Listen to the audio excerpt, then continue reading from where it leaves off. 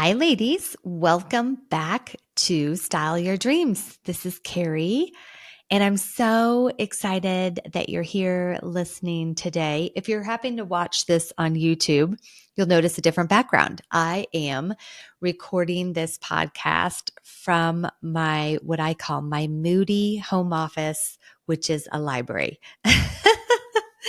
Mostly it's where my husband loves to work, but sometimes when I'm working from home, I love to take it over. So I hope you enjoyed that. Anyways, today I want to talk to you a little bit about how do you know if trends work? I feel like this is a huge conversation, obviously, because everybody's interested in the trends and everybody's interested in, if you like clothing at all or if you dress yourself at all, you're interested in the trends, or if you're aware of other people, you're semi-interested in the trends. So this came up for me particularly because the last couple days I've been at my daughter's school. So on Thursday, I volunteered in her class. We made some homemade eggnog, and she's in sixth grade. And today they had a whole school, I don't know, you could call it an assembly, where every kid and the parents come and they sing songs to really kick off the holiday season as the last day of school. And I noticed something. I mean, I've been noticing this for a long time, let's be honest, but I noticed it in a big way that I just wanted to share with you. So, when did trends become big for us as individuals? I'm going to just call it middle school, right? I know it was for me. I think before middle school, I didn't really care what I wore. I just wore whatever. And mostly I think as a kid, I really loved wearing dresses, which it's funny going to this concert at school since kindergarten, all the kindergarten, pre-K, kindergarten, first grade, second grade, third grade, fourth grade, all the girls are wearing dresses. All the boys are, dressed in slacks or jeans and a nice shirt, but kids are dressed up. And then middle school happens and most kids don't dress up. I'm grateful Stella still wore a dress, but it's hilarious. And I remember watching her and her friends in kindergarten thinking, gosh, I really hope they still want to wear dresses in middle school. And I'm so grateful Stella does, but a lot of kids don't. No judgment.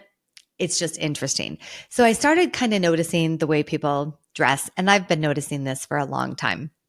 So every year, kids dress the same. So where do trends come from? Well, one person does it and everybody decides to jump on the bandwagon and do it. And the troubling part about this is that trends do not work for every person. But there's this strange thing about middle school. It's not that strange if you study psychology, but everybody also wants to fit in. We want to be a part of something. We want to belong. That's where we find our friend groups. And how we find our friend groups is typically we tend to have things in common. And at that age, a lot of it has to do with dressing, how we're going to present ourselves to the world, right? So, and there was a choir concert this week too, where I saw middle schoolers. And it was interesting because I'm just going to tell you some examples that I've seen. So right now, what's really popular is, and by the way, if you do not have a middle schooler or you're not a middle schooler, perfect. You can see yourself in this by your middle school experience, but forget about that, your adult experience. Why do you dress the way that you dress? Okay, back to middle school. A lot of girls are wearing these double ruffle, short skirts. And the problem is in middle school, everyone's body is changing, right? So people are growing like a weed, both ways, right? Some are getting bigger in the waist, some are getting taller, some have huge feet, whatever. We all grow at different rates. And so you have someone who's petite wearing this look next to someone who's gigantic wearing this look, next to someone who's short and chubby wearing this look, next to someone who's tall and chubby wearing this look, next to a thin girl. There's always going to be a who wears it best look, right? I think that's probably where they came up with that in all the tabloids and stuff. And that can't make people feel good. So if I am someone with a stomach, big butt and hips, which, for my whole life, that's probably my troubled area. And I'm going to be next to my friend who looks like a supermodel and we're wearing the same outfit. I can tell you who's going to wear it best, and it ain't me. Right. So it's interesting. And when I think about it, I think about that's where people's body image things start. That's where people's insecurities start, is it's all trying to fit in and wear the same thing, except for it doesn't work on everybody.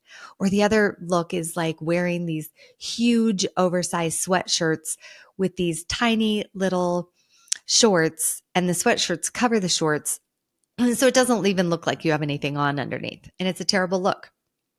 That's my opinion about it. But people do it. And again, I look at some of these girls and I'm like, well, you're going to get insecure standing next to your friend who's also wearing it, and she looks better in that look. Okay, let's fast forward it to adults. Adults do the same thing. So sometimes, I don't know what's right now, a big trend is wide leg jeans, right? And usually high-waisted wide leg jeans, which is so cute. I see it all over wherever I go. In fact, I have them on today. But I will tell you, and in fact, I did an Instagram reel on this, but in case you didn't see it, I will tell you, I thought it was really cute. In fact, I saw it on my daughter first. My daughter bought some super cute wide leg jeans and a fitted sweater and kind of half tucked it in. And I was like, man, that is so adorable. I want to try that. And I tried it and it was terrible. I had to buy no less than 10 pairs of jeans from different designers to try to make this trend work for me, which was so frustrating. And at one point, I just made fun of myself and said, why do I even care about making this trend work for me? But I wanted to see how most people relate to life, right? Like most people want to buy a trend and have something that works for them. And it doesn't work for them. And either they give up instantly where it could work for them, or they prejudge their body that it won't work for them, or they end up going through the effort like I did. And so after about 10-ish pairs of jeans, I finally found a pair that I really enjoy wearing. But to be honest, a lot of them made me feel like a frumpy, aging, middle-aged woman, because the high-waisted, wide-leg jeans tend to, if you don't buy the correct pair, they'll draw attention to your stomach and your waist. And most women, that's the area of our bodies that we don't like. So you don't want to draw attention to that. Another trend that was popular a couple years ago, I don't know why it just came to my mind, is the skinny jeans or leggings tucked into tall black boots or tall boots. And the crazy thing about this trend is that everywhere you go, you would see women in this trend, right? And oftentimes you would see like 5 girls go out to happy hour together and they all have it on, and they don't all look fantastic in it. So someone's going to end up not feeling great. So if you are wearing a trend because you just want to wear the trend and you don't feel amazing in it, it's not the trend for you. Wear something that fits your body and fits your personality. And it may not be the trend. It may be something completely different, but have the guts to say, yes, this doesn't work on me. I'm not doing it any longer. I think that's one of the benefits of aging, because the older you get, the more you don't really care about following what everybody else is doing. And also on the flip side of that, I want to say that there are trends that you may not think that work for you that could. Like, for instance, many years ago, I had this assistant and cold shoulders were a big trend. They're back now. I have one on right now. And cold shoulders were out, and I was dressing some clients in some cold shoulder tops, and she was like, I could never wear a cold shoulder. And I was like, why not? She's like, oh, I have these big, broad shoulders. And I was like, no, you actually don't. Why would you think that? And she said, because my grandmother told me that I did and I should never show my shoulders. Aha. That's usually where it starts. Somebody told us something is not right about our bodies, and we listened. That's the important thing. We listened to them. And then we live our entire lives thinking that's accurate. And it doesn't have to be accurate. So one day, she tried on a couple cold shoulder tops and ended up loving them and wanting to wear them all the time because she found the right one and she was willing to think differently about herself and her body. So that's another important things about the trends. So when you are evaluating trends, evaluate one, do you love it? Or is it just something everybody else is doing? That's the first thing to consider. And then if the answer is yes, I absolutely love that trend, then go to the next question, which is how will it work on my body? And will it fit my personality? And if the answer is no, then move on. And if the answer is yes, then try to find something that works for you. Oh, another look that's really popular is the monochromatic look. So wearing the same color from top to bottom. And I saw this woman in that today who looked gorgeous. And she was wearing burgundy from pretty much neck to toe and with different pieces. And although she looked gorgeous, I could never pull off that look. It's not my personality. But I love seeing it on other people. So look to see what is truly you. Oh, by the way, the one caveat to that is black. I will wear an all black outfit and love it. That's my monochromatic. Maybe sometimes a white, but not color. So look to see what is really you and your style and how then make the trends work for you and stay away from trends that really don't work for you. Okay, I hope that was helpful. If you like this podcast, please give us a 5-star review and subscribe and tell your friends.